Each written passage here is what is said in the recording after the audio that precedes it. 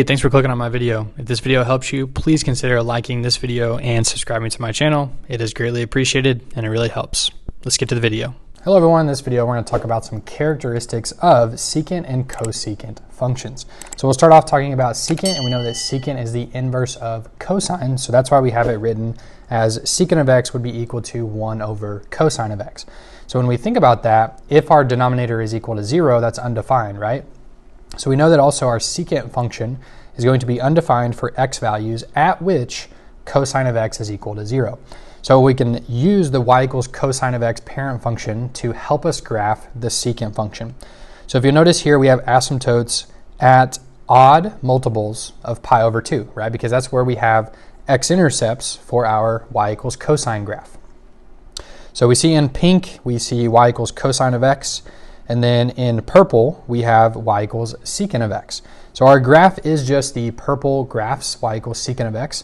It doesn't include the cosine of x graph as well. That's just to help us know where to draw the graphs for secant, okay? So the period is 2 pi, and that is what our secant function would look like. Now let's take a look at cosecant. Well, similarly, cosecant is the inverse of sine. So now we know it's 1 over sine of x, and also this would be undefined for when values of sine of x is equal to 0.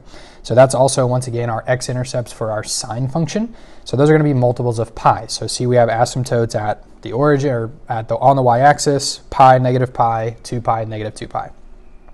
Because we see our sine graph here in pink, our x-intercepts are at those values, okay? So once again, our graph does not include the sine graph. However, it does make it easy for us to graph our cosecant function. So our cosecant function would just be the graphs in purple that we see here. And just like secant, it also has a period of 2 pi, okay? So some characteristics that we need to know: domain and range. So for secant, the domain is all real numbers except odd multiples of pi over 2. And we mentioned that because that's where our cosine graph has x-intercepts. And so we would have vertical asymptotes that occur there. For cosecant, y equals cosecant of x, the domain will be all real numbers except multiples of pi, because that's where we have x-intercepts for our sine function. And so in this case, for cosecant, we're going to have our vertical asymptotes that occur at those points. The range is the same for both functions. It is y is less than or equal to -1 and greater than or equal to +1. Now that's for the parent functions. Obviously that can change if we have a stretch or a shrink, which we'll see in the next video. So because of that, there is no amplitude. And the period, like we saw in the diagram, is 2 pi for both graphs. Okay, so the purpose of this video is just to go over some characteristics to look at what the parent function looks like for both the cosecant and the secant function.